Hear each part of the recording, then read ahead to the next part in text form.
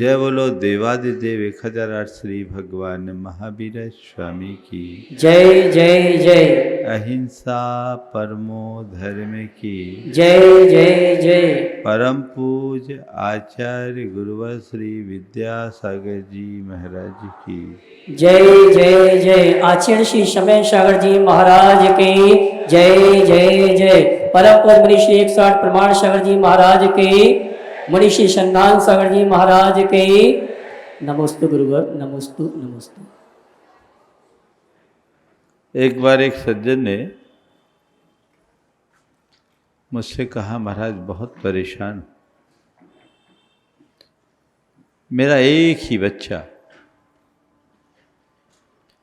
मैंने उसे अच्छे से अच्छे स्कूल में पढ़ाया, खूब सुविधाएं दी,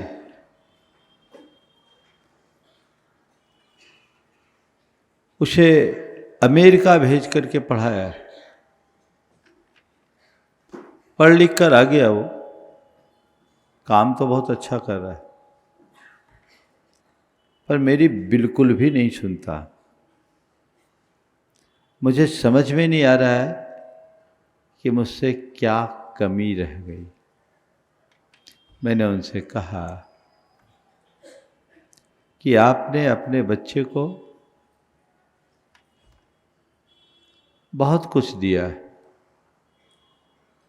लेकिन इन सब के साथ जो आपको देना चाहिए था, ऐसा लगता है कि शायद वो दे नहीं पाए। महाराज मैं क्या करूं, मैं जो दे सकता था वो दिया। मैंने कहा तुम जो दे सकते थे वो दिए या नहीं दिए मुझे नहीं मालूम, पर तुम्हें जो देना चाहिए था वो तुमने नहीं दिया है, तय है। आप कभी विचार करो,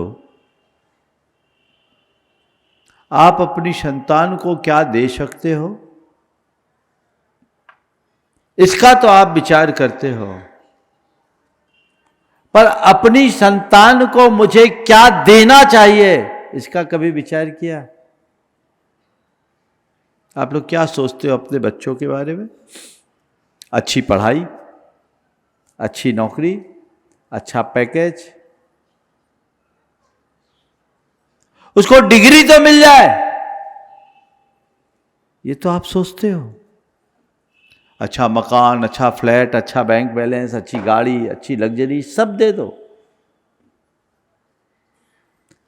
लेकिन उसका जीवन अच्छा बने ये कभी आपने सोचा? आप अच्छी डिग्री दिलाओ या न दिलाओ, अच्छी दृष्टि दिलाने की कोशिश करो। आप उसे और कुछ दो या न दो, अच्छे संस्कार देने की कोशिश करो। संतान को संपत्ति दोगे, वो उसके काम आए इसकी कोई गारंटी नहीं, लेकिन संस्कार दोगे वो पूरे जीवन उसके काम में आएगी, इसकी पक्की गारंटी है। आपका भरोसा किस पर है? संपत्ति पर या संस्कारों पर? बोलो ईमानदारी से, भरोसा किस पर है? हमारे सामने संस्कारों की बातें कर रहे हो आप। अगर संस्कारों पर भरोसा होता तो अपनी संतान की संस्कारों की प्रमुखता देते, अपने संतान के लिए संस्कृति छोड़ने की बात सीखते। तुमने आज तक जो कुछ भी किया है और जो कुछ कर रहे हो वह केवल और केवल संपत्ति के लिए कर रहे हो। हकीकत है या नहीं? बोलो, मैं सही बोल रहा हूं ना? संपत्ति के पीछे भाग रहे हो, संपत्ति के लिए दौड़ रहे हो, वही सब कुछ दे रहे हो, लेकिन तुम संपत्ति दोगे भी तो उसके काम में आए, कोई गारंटी नहीं। हमारे यहां एक कहावत है, पूत कपूत और पूत सपूत, तो सब तो पता है तुम लोगों को, प्रवचन सुनाने की जरूरत ही नहीं है। बोलो क्या सुनाओ, क्या सुनाओ?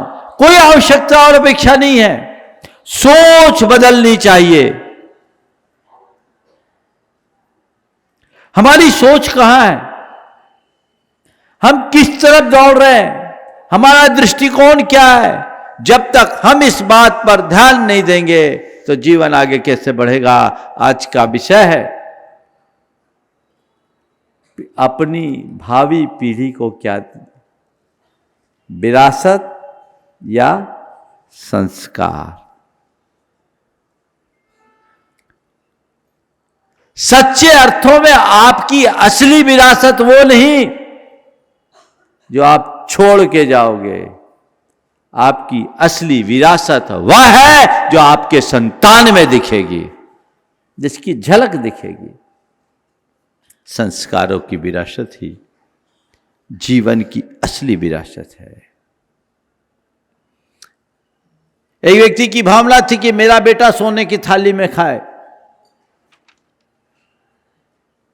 उसके लिए उसने व्यवस्था भी कर दी, सोने की थाली तो दे दिया, पर स्वर्णिम संस्कार नहीं दे पाया। उसका बेटा बिगड़ गया, जुआ सट्टे में लग गया, सारी संपत्ति बर्बाद कर दिया और एक दिन वो थाली भी बेच दिया। अब क्या हुआ, अब मिट्टी के कटोरे में भीख मांगने को मजबूर हो गया। और क्या होगा, तुम अपनी संतान को सोने की थाली भी दो और संस्कार न दो तो कल भीख मांगना पड़ सकता है, और मिट्टी के कटोरे में खाने वाला भी संस्कारों के बल पर सम्राट बन सकता है। हम अपनी संतान के भाग्य को नहीं बना सकते, हम अपने संतान के भाग्य को नहीं बना सकते, पर हम उतने अपने संस्कारों से इतना समर्थ बना सकते हैं कि चाहे जैसे भाग्य का सामना कर सके। ये तो किया जा सकता है। हम क्या कर रहे, हमारा दृष्टिकोण क्या है, हमें उसकी तरफ हमेशा ध्यान रखना चाहिए। हम संस्कार को प्रमुखता दें, संपत्ति को नहीं। अब सवाल है संस्कार दे कैसे, संस्कार दे कैसे। प्रायः संस्कारों के नाम पर हम व्यक्ति को कुछ क्रियाएं सिखा देते हैं, कुछ वर्जनाएं थोप देते हैं, कुछ उपदेश सुना देते हैं और कुछ आदेशों का आरोपण कर देते हैं। संस्कार इससे नहीं आते।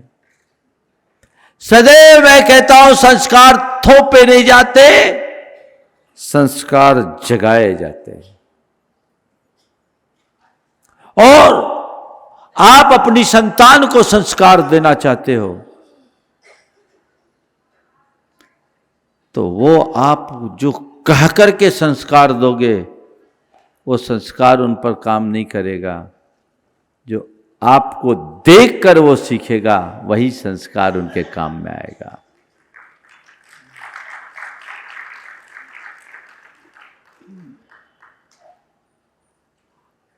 आप ये मत कहिए कि मैं अपने बच्चों के लिए क्या कर रहा हूं। आप सदैव ये देखिए कि मेरे बच्चे मुझसे क्या सीख रहे हैं। आप जो बातें कहें और करें उससे उल्टे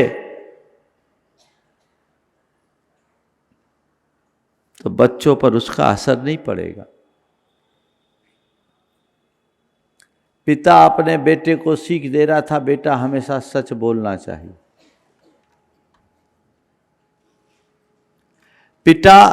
पिता हमेशा अपने बेटे को कहता था बेटा हमेशा सच बोलना चाहिए, सीख दे रहा था। तभी किसी का कॉल आया, बाप ने अपना फोन बेटे को पकड़ाया और बेटे से कहा कह दो पापा घर में नहीं है। अब बोलो,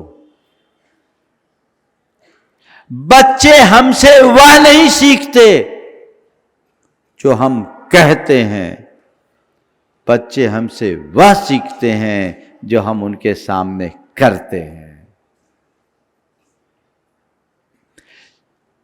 जो हम उनके सामने दोहराते हैं।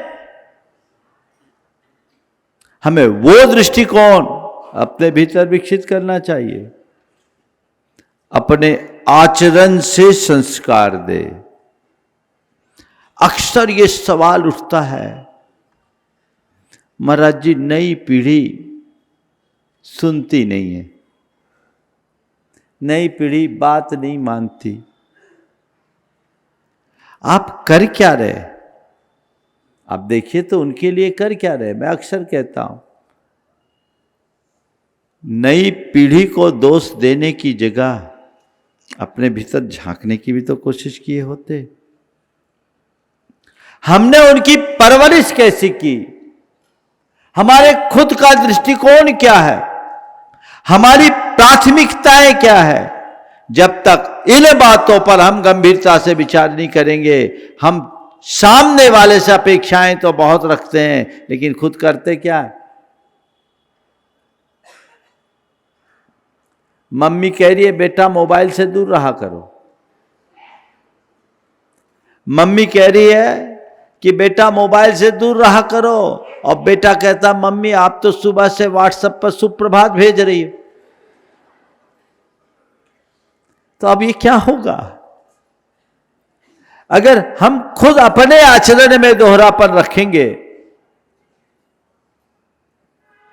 संस्कार कभी आगे नहीं बढ़ेंगे। और इसकी जो मूल वजह है वो केवल एक है, वह है हमारी प्राथमिकता।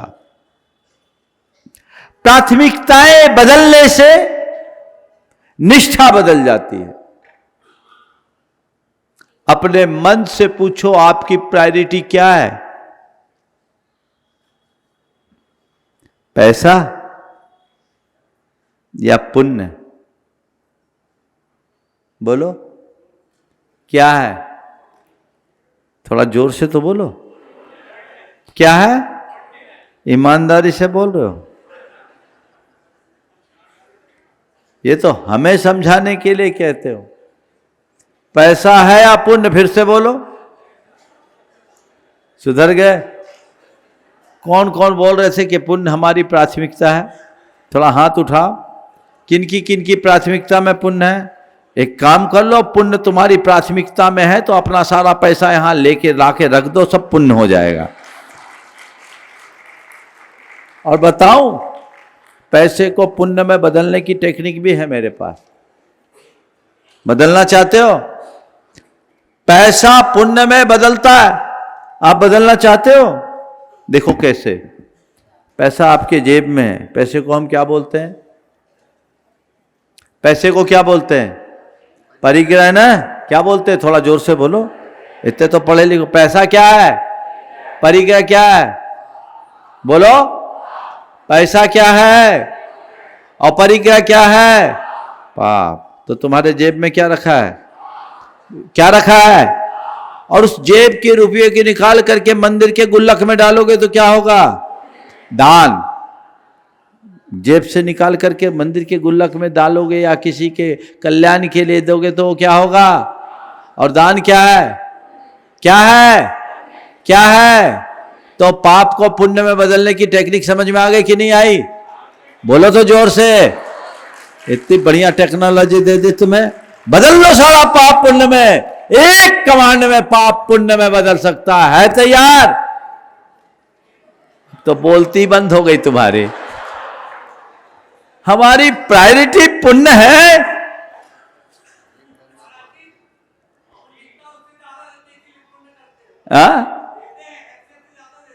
जैसे देते तो हम तो बोल रहे सबको पुण्य में बदल दो ना, रखे काहे को?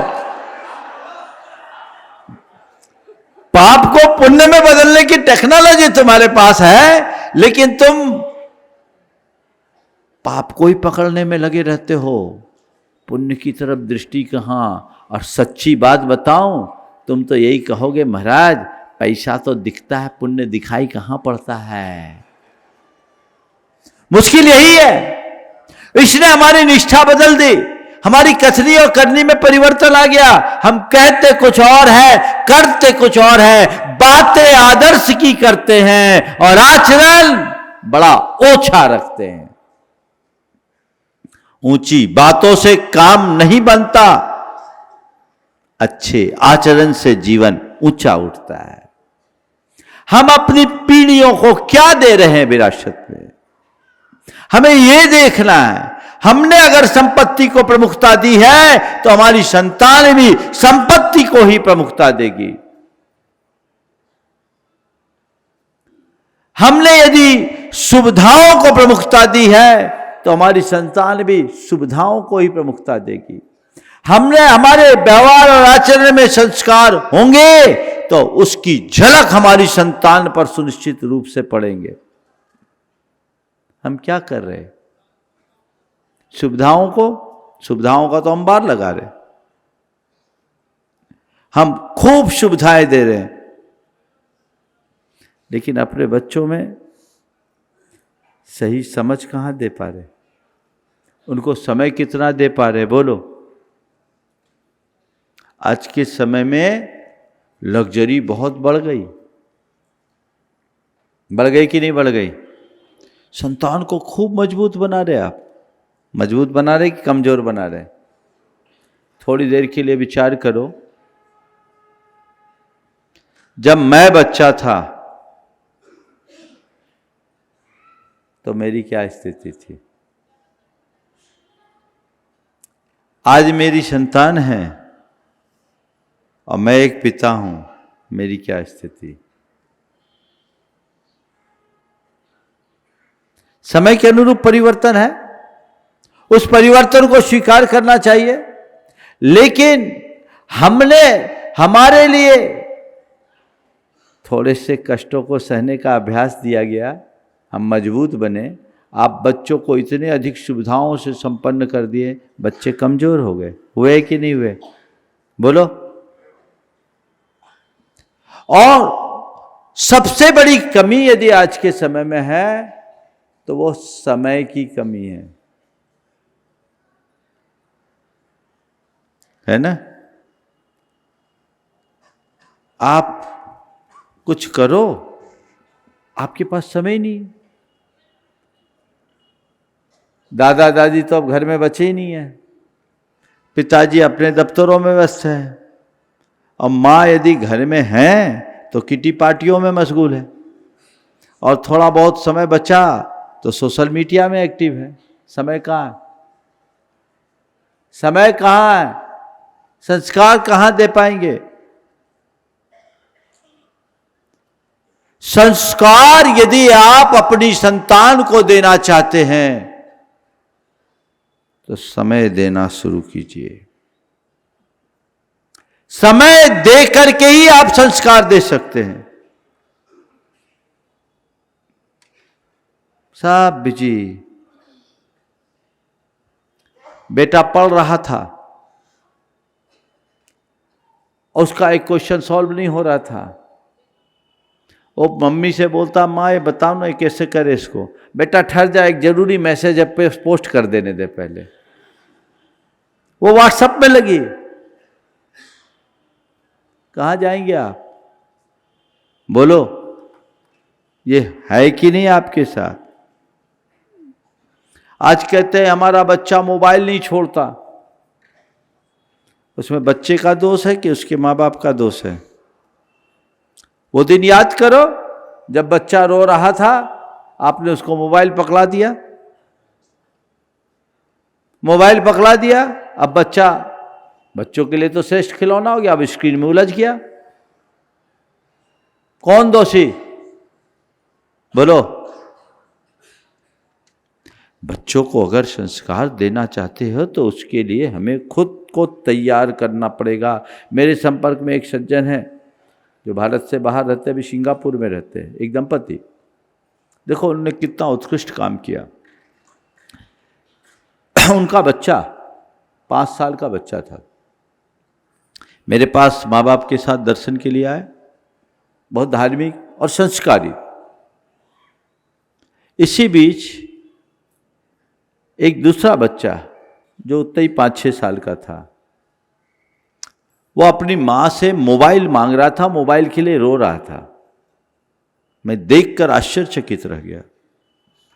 वो दूसरे बच्चे ने कहा, उस बच्चे को समझाते हुए, भैया मोबाइल अपने काम की नहीं है, इससे आंखें खराब होती है, माइंड खराब होता है, अपने को मोबाइल नहीं रखना चाहिए। 5 साल का अबोध बच्चा अपने साथी को बोध दे रहा है। मैंने कहा तुमने गजब के संस्कार दिए बच्चे में, ये मोबाइल नहीं छूता? बोले बिल्कुल नहीं महाराज, ये नहीं, हम लोग भी नहीं छूते। फिर दोनों ने कहानी सुनाई।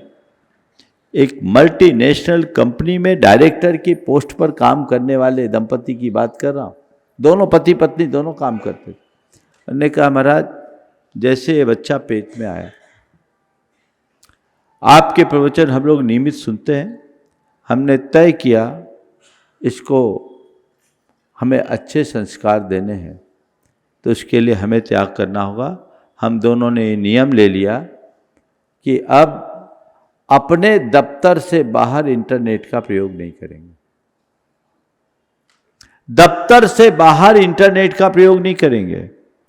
महाराज जी हम लोग ऑफिस तक में इंटरनेट का यूज करते हैं, घर में बेसिक फ़ोन से काम चलाते हैं, और बाहर कहीं जाना हो तो ये नोकिया 1000 दिखाया उनने, जिसमें कोई इंटरनेट नहीं, स्मार्टफोन नहीं, इससे काम करते हैं। महाराज जी हमारा बेसिक काम हो जाता है। हमने तब से ये काम किया महाराज, बच्चा 5 साल का हो गया, हम आज सिंगापुर में रह रहे, लेकिन बेसिक फ़ोन से काम कर रहे। नोकिया 1000 है, ये फ़ोन हमारे लिए काम का है, बाकी चीज़ों से मतलब नहीं। और महाराज जी हमने पाया इसके बहुत फायदे। एक तो हमारा टाइम वेस्ट नहीं होता, मन में अनपेक्षित विचार नहीं आते, अपने काम में एकाग्रता होती है, और हम लोग एक दूसरे को भरपूर समय दे पाते हैं। तालियां तो बजा दी, बोलो तुम अपनाओगे? कल कईयों की चतुर्दशी थी, उपवास भी होगा पर मोबाइल नहीं छूटा होगा। मन से पूछो कितने आदी हो गए हो? ये एक सुविधा है, पर तुमने सुविधा को ही क्या कर लिया? जीवन का अंग बना दिया। मजबूत बनाइए, सुविधाएं भी दीजिए, लेकिन संस्कारों के साथ दीजिए। आप मोबाइल बच्चों को अगर देते भी हैं, निषेध करने से काम नहीं चलेगा, क्योंकि आज युग की आवश्यकता है, पर उसे इतने बोध के साथ दीजिए, ऐसे संस्कारों के साथ दीजिए कि मोबाइल में क्या देखना है, कब देखना है, कितना देखना है, इसका उसे बोध हो। औचित्य का बोध कराकर यदि आप कोई काम करेंगे कभी विफल नहीं होंगे, और औचित्य बोध से शून्य होकर काम करेंगे कभी सफल नहीं होंगे।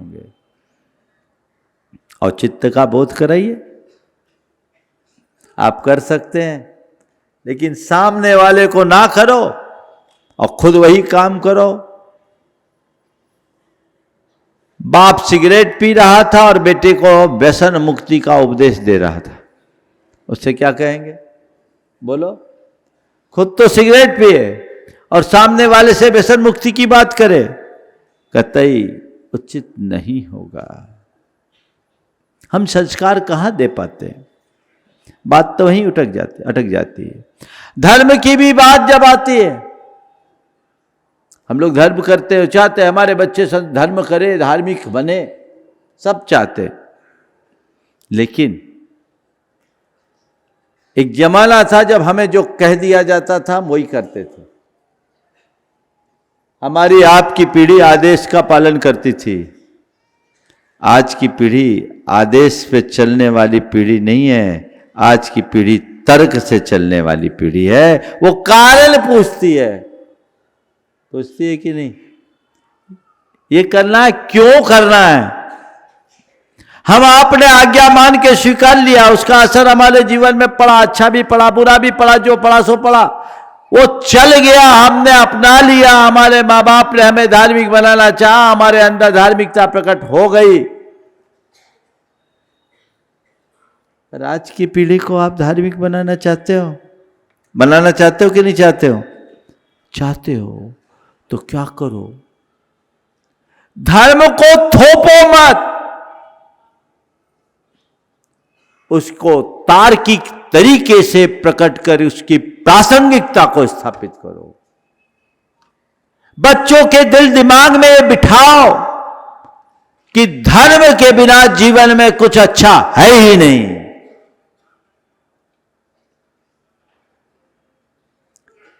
आप उन्हें मंदिर जाने के लिए बोलते हो कि मंदिर जाओ। हमारे जमाने में तो ये था कि मंदिर जाओ तभी खाना मिलेगा।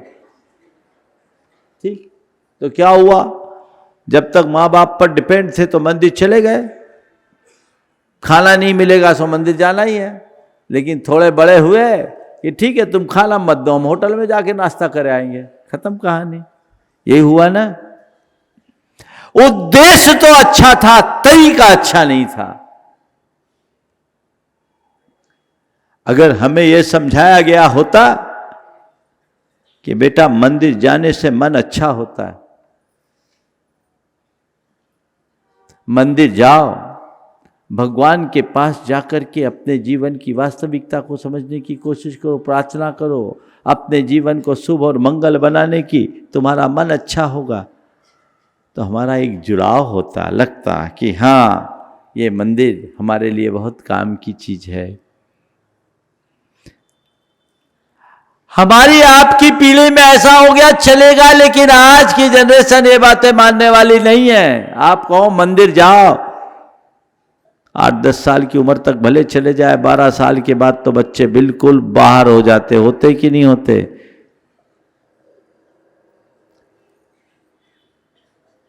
दो साल तक का बच्चा माँ बाप का होता है, उससे बड़े होने के बाद वो बच्चा खिलौनों का हो जाता है, खेल खिलौनों में ही मशगूल हो जाता है। और फिर 12 साल से ऊपर होते ही वो अपने दोस्तों का बन जाता है, और 16-18 साल का होता है तो फिर किसी और का हो जाता है। आपका कहाँ बनता है? ये चीजें तो बदलती है, बनती बदलते रहती है। आज बच्चे को मंदिर जाने की बात आप कहो तो बच्चे से ये कहो कि बेटे मंदिर जाने से हमारा मन रिचार्ज होता है, भगवान के चरणों में जाने से हमारी चेतना में ऊर्जा और उमंग भरती है। जैसे मोबाइल की बैटरी को रिचार्ज करने के लिए हमें पावर पॉइंट में उसे लगाना पड़ता है, पिन को उसमें कनेक्ट करना पड़ता है, वैसे ही अपने मन को रिचार्ज करने के लिए मंदिर जाना पड़ता है, क्योंकि मंदिर हमारे मन को रिचार्ज करने का पावर हाउस है। अपने विकारों को डिस्चार्ज करना चाहते हो तो मंदिर जाओ, और अपने मन को रिचार्ज करना चाहते हो तो मंदिर जाओ। मंदिर जाओ, प्रार्थना करो, देखो कैसे आनंद आता है।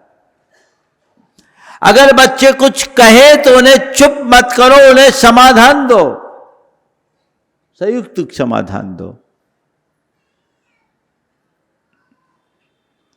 एक बार एक बच्चे ने कहा, परिवार के लोगों ने कहा महाराज इसको मंदिर जाने के लिए कहिए। मैं उसकी तरफ देखा, बच्चे ने कहा महाराज मंदिर क्यों जाऊं, भगवान तो सब जगह है। मंदिर क्यों जाऊं, भगवान तो सब जगह है। अब बोलो, चुप तो करना नहीं है, उत्तर देना है। उत्तर ही नहीं देना है, समाधान देना है। मैंने कहा ठीक बेटा, तुम कहते हो हवा सब जगह है, लेकिन ये बताओ जब तुम्हें गर्मी लगती है तो फिर तुम पंखे के नीचे क्यों आते हो, कूलर के पास क्यों आते हो?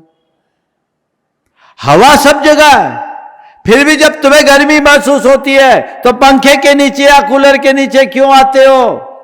बोले महाराज जी वहाँ थोड़ी कंसंट्रेट होती है हवा, बाकी जगह हवा लगती नहीं, जहाँ हवा कंसंट्रेट होती वहाँ लगती है। तो मैंने कहा यही तो मैं कहता हूँ, भगवान सब जगह है पर एनर्जी का कंसंट्रेशन मंदिर में ही होता है। हवा लगेगी वहीं, कंसंट्रेट होगी, वही है, एक काम वही चाहिए। लॉजिकल आंसर दीजिए। आप धर्म की लॉजिक को समझिए, उसे तर्क संगत तरीके से जानिए, समझिए, खुद पढ़िए, समझिए, गुरुओं के सानिध्य से सीखिए और अपनी संतान को सिखाइए। बच्चे के मन में बात बैठ गई।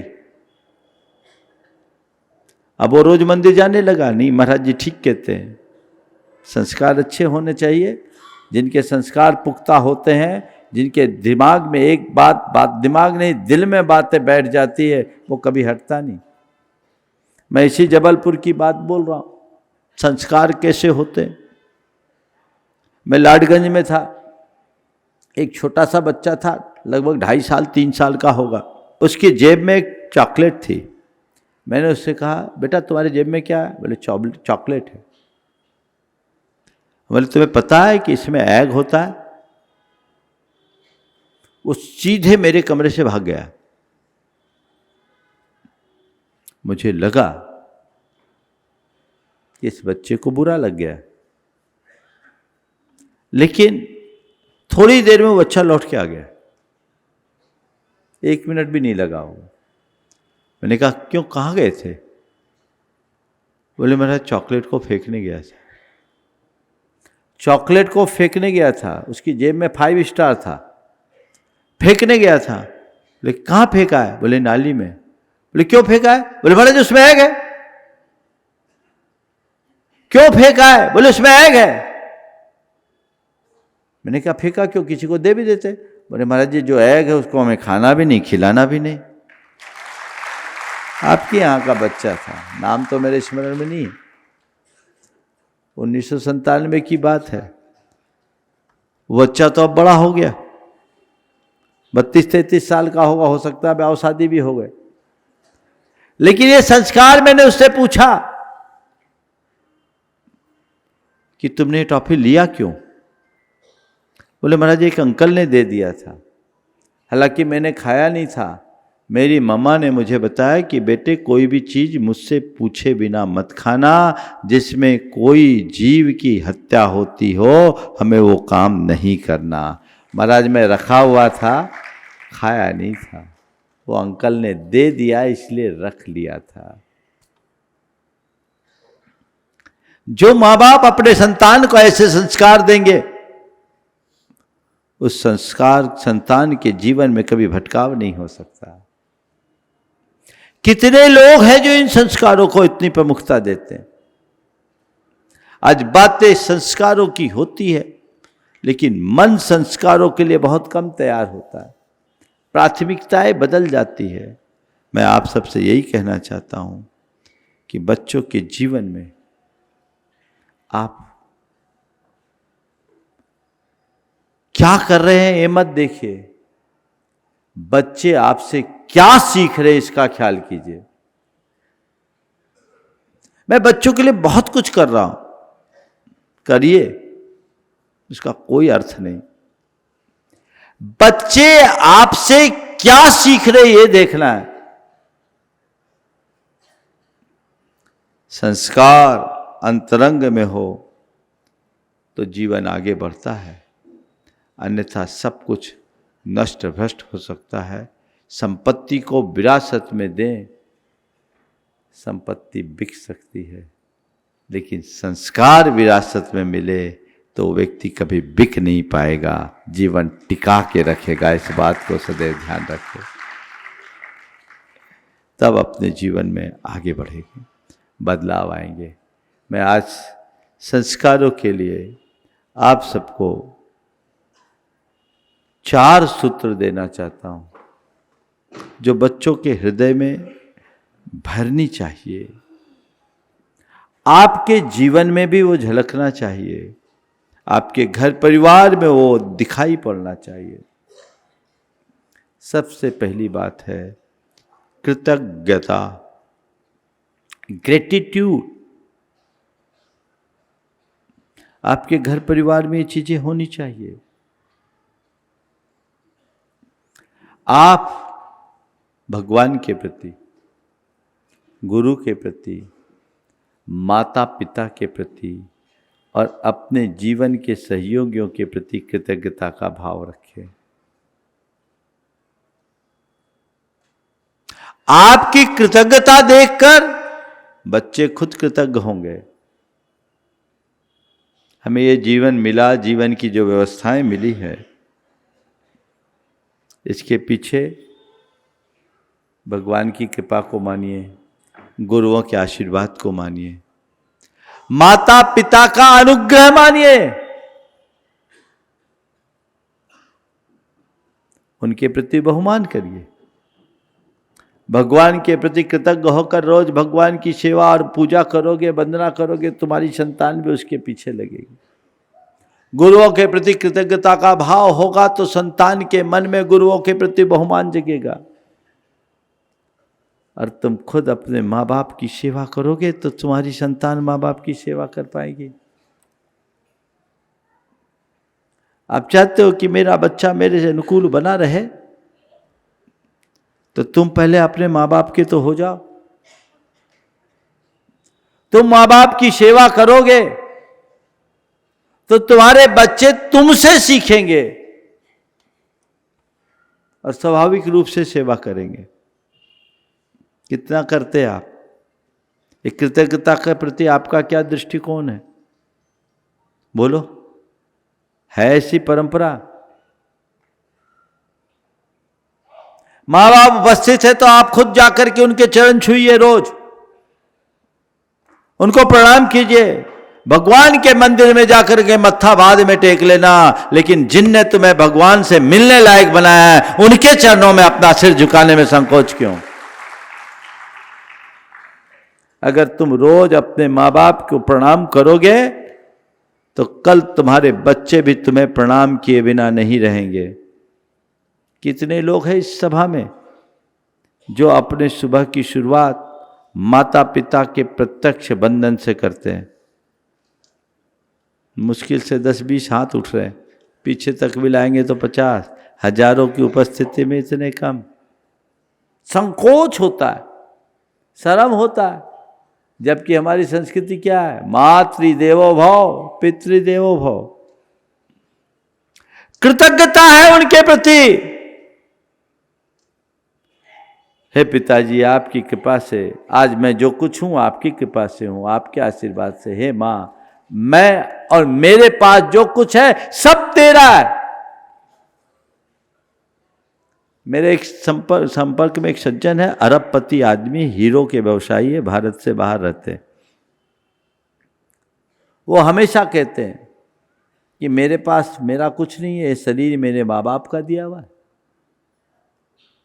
ये शरीर मेरे माँ बाप का दिया हुआ है। मेरे पास संपत्ति है, वो भी माता पिता से जो पुण्य के संस्कार मिले उसका फल है। मेरा क्या है? मेरा तो कुछ भी नहीं है। इसलिए मैं अपनी सारी संपत्ति को अपनी न मानकर अपने माँ बाप की ही मानता हूँ कि वो नहीं होते तो मेरा क्या होता। और वो जब भी आते, भारत आते हैं, तो माँ के चरणों में अपना शीश झुकाते कि माँ, तूने मुझे इस लायक बनाया, बस तेरा आशीर्वाद मुझ पर ऐसे ही फलता रहे। आजकल बच्चा थोड़ा कमाने लायक हो जाता है, माँ बाप को भूल जाता है। बोलो, कहते हैं ना कि बच्चों को आप पढ़ा लिखा कर इतना लायक बना देते हो कि वो आपको ही नालायक मानने लगता है, कोई काम के नहीं। बोलो, ऐसा क्यों? आप उनको ऐसी प्रेरणा दो। पीढ़ियां वही दोहराती है जो आप उन्हें सिखाते हो। ग्रेटिट्यूड की भावना माँ बाप की अगर है इस धरती पर तो प्रत्यक्ष उनका बंधन करो, उनको प्रणाम करो, उनके प्रति कृतज्ञता का भाव ज्ञापित करो। और यदि उनकी प्रत्यक्ष सन्निधि नहीं है तो भी परोक्ष में उनको रोज रोज धन्यवाद दो कि मैं आपकी ही कृपा से इस जीवन में जो कुछ पाया हूं वो आपकी कृपा के प्रसाद से। आज से शुरुआत करके देखिए, देखिए कितना बदलाव आता, आपके घर का वातावरण बदलेगा। ये आप कर सकते हैं कि नहीं कर सकते? माता पिता के प्रति, गुरु के प्रति, भगवान के प्रति कृतज्ञता का भाव सबके अंदर होना चाहिए, जिससे जीवन में आगे बढ़ा जा सके और जीवन अच्छा बन सके। दूसरी बात, सहनशीलता का पाठ पढ़ाए। आज बच्चों में सहनशीलता की कमी होते जा रही। सहन करना सिखाएं बच्चों को, बहुत ज्यादा लग्जरी मत बनाए। उन्हें आप शुरू से सिखाएं कि हमें स्ट्रांग बनना है। मेरे संपर्क में एक सज्जन है जिनके पास आडी कार है, BMW कार है। आज से 20 साल पुरानी बात कर रहा हूं। आडी और BMW कार मेंटेन करने वाला व्यक्ति अपने बच्चे को पैदल आकर बस पे, स्कूल की बस पे छोड़ने आता था। नॉन एसी बस में वो अपने बच्चे को भेजता और नॉन एसी स्कूल में अपने बच्चे को पढ़ाया। उससे किसी ने पूछा कि तुम्हारे पास सारी सुविधाएं हैं, फिर बच्चों के साथ ऐसा क्यों करते हो? उन्होंने जो बात कही वो ध्यान देने योग्य है। उन्होंने कहा कि मेरे पिता के पास इतना पैसा नहीं था कि वे मुझे बहुत ज़्यादा सुविधाएं दे सके। मैं म्युनिसिपैलिटी की साधारण सरकारी स्कूल में पढ़ा, घर से बोरी फट्टी लेके जाता था, मैं वहां पढ़ा। मेरे पिता के पास पैसे नहीं थे, आज मेरे पास पैसे हैं, पर कोई जरूरी नहीं कि कल मेरे बच्चे के पास पैसे हों। मैं तो बोरी फट्टी में बैठकर कष्टों का सामना करके बढ़ गया तो मजबूत हो गया, आज मुझे कोई कठिनाई नहीं। पर मैं नहीं चाहता कि कल कहीं समय पलटा खाए और मेरा बेटा कमजोर पड़ जाए, इसलिए मैं उसने बेटे को स्ट्रांग बनाना चाहता हूं। है ऐसी दृष्टि तुम्हारे अंदर? सब प्रकार की भौतिक और मानसिक परिस्थितियों को सहन करने की शक्ति विकसित करो। आजकल तो आप लोग थोड़ी थोड़ी बातों में पीछे पड़ जाते हो, बच्चे कमजोर हो जाते हैं। गुरुदेव हमेशा कहते थे, गमले का पौधा मत बनो, जंगल का बरगद बनो। गमले का पौधा मत बनो, जंगल का बरगद बनो। गमले का पौधा कितना बढ़ेगा, वो मौसम से जूझ नहीं पाएगा।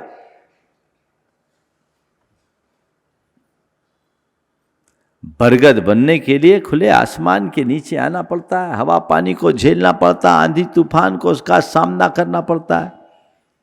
मेरे संपर्क में एक सज्जन है मुंबई में, उन्होंने अपना घर बनाया और घर बनाने के बाद उस घर में थोड़ा सा स्थान खुला छोड़ा, ओपन टू स्काई, बॉम्बे जैसी जगह में, वहाँ मिट्टी डाला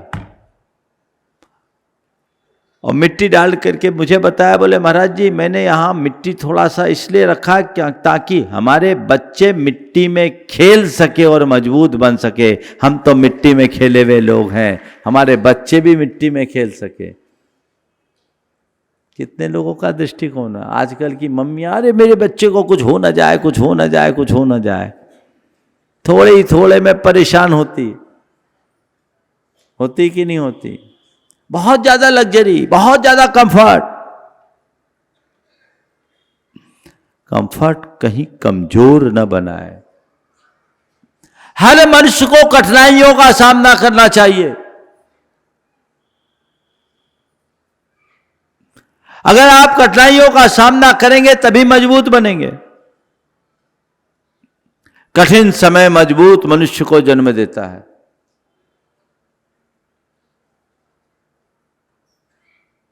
मजबूत मनुष्य सरल समय को जन्म देता है। सरल समय कमजोर मनुष्य को जन्म देता है। बात समझ में आई कि नहीं आई? ये ऊपर से निकल गया। कठिन समय मजबूत मनुष्य को जन्म देता है। अगर तुम्हारे सामने कठिनाइयां आएगी तुम मजबूत बनोगे, स्ट्रांग बनो। और तुम अगर स्ट्रांग बन गए तो अपने कठिन समय को सरल बना लोगे। मजबूत मनुष्य सरल समय को जन्म देता है। लेकिन सरल समय है, कंफर्ट में हो, कमजोर बन जाओगे। सरल समय कमजोर मनुष्य को जन्म देता है। समझ में आई कि नहीं आई? बजाओ फिर जोरदार।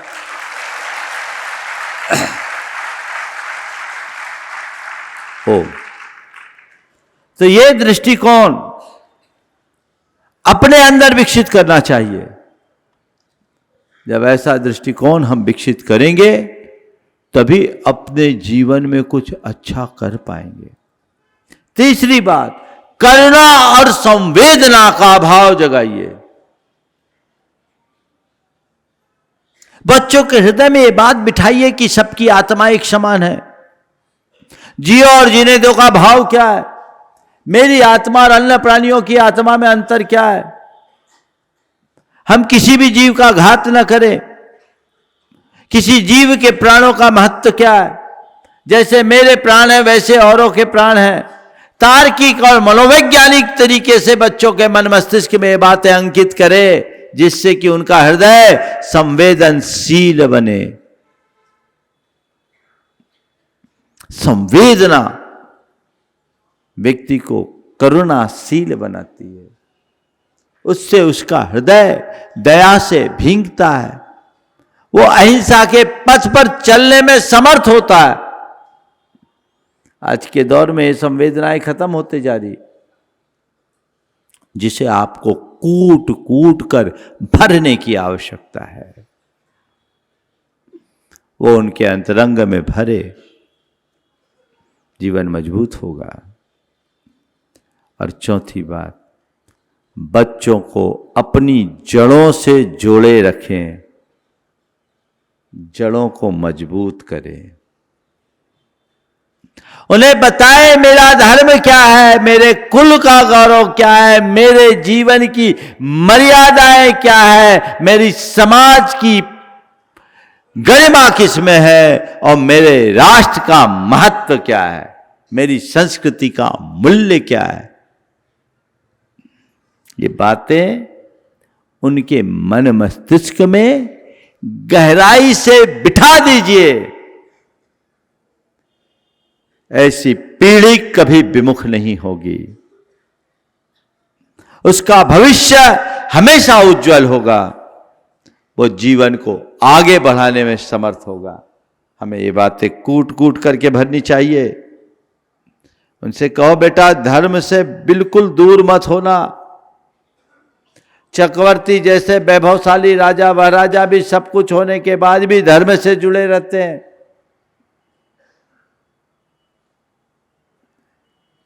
हम धर्म को धारण करेंगे तब हमारा जीवन आगे बढ़ेगा। मेरी धर्म की मर्यादा क्या है, मेरे कुल की मर्यादा क्या है, मेरी जाति की मर्यादा क्या है, मेरी समाज की मर्यादा क्या है, मेरे देश की मर्यादा क्या है, मेरे जीवन की सीमाएं क्या है, इनका पाठ पढ़ाइए तो संस्कार आगे बढ़ेंगे। जिन्होंने ऐसे संस्कारों को भर लिया उनका जीवन निश्चित रूप से तर गया, ऐसा समझना चाहिए। आप अपनी संतान को कुछ दे पाओ या न दे पाओ, ये आपके जीवन के लिए एक बहुत कारगर उपलब्धि है। सब कुछ खो करके भी आप सब कुछ पा सकेंगे और अपने जीवन को आगे बढ़ा सकेंगे। इसलिए एक छोटा सा भावना योग आज के संदर्भ में मैं करूँगा। कुछ भावनाएं जो आपको अपनी संतान के प्रति, आपके परिवार के प्रति, संस्कारों के प्रति सजग बनाएगी। थोड़ा सा आराम से बैठ जाएं।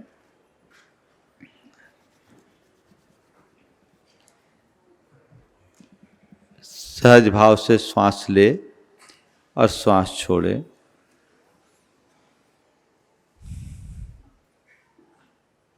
अभी हम कुछ बोलेंगे नहीं,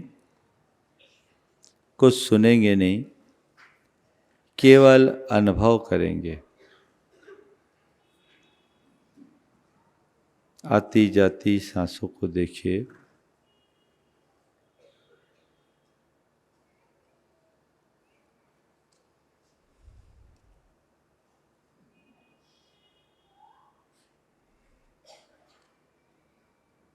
सांस आ रही है, जा रही है। अपने हृदय में जलते हुए दीप को देखें, एक ऐसा दीप जो संस्कारों का दीप है। इसका प्रकाश सर्वत्र फैल रहा है। मेरे हृदय में संस्कार का दीप प्रज्वलित हुआ है और इसका प्रकाश सब ओर फैल रहा है। अपने हृदय में जलते हुए इस दीप को देखें, उसके प्रति उसके प्रकाश को फैलता हुआ महसूस करें। संस्कार की ज्योति सब ओर फैल रही है। संस्कारों के प्रकाश से मेरा संपूर्ण जीवन आलोकित हो रहा है। और अब अपनी भावी पीढ़ी के प्रति हम मंगल भावना कर रहे हैं। हमारी आने वाली पीढ़ी भय मुक्त रहे, वो भय मुक्त हो, वे मूल्य निष्ठ हों। आने वाली पीढ़ी भय मुक्त हो, मूल्य निष्ठ हो, वे सफल ही नहीं संवेदनशील भी हो। आने वाली पीढ़ी भय मुक्त हो, मूल्य निष्ठ हो, वे सफल ही नहीं संवेदनशील भी हो। मेरे संस्कार उनका पथ आलोकित करे। मेरे संस्कार उनका पथ आलोकित करे, ऐसा महसूस करे।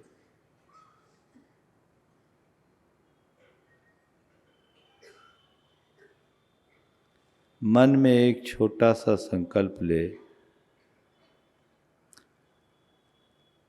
आज से मैं कहने से पहले जी कर दिखाऊंगा।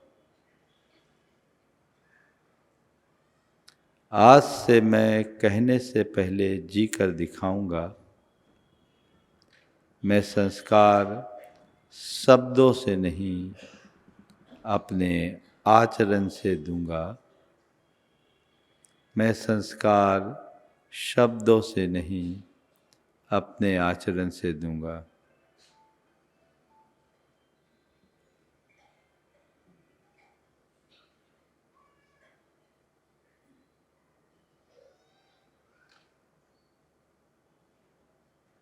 धीरे धीरे सामान श्वास पे आ जाए। दोनों हथेलियों के घर्षण करके मुख में लगाएं।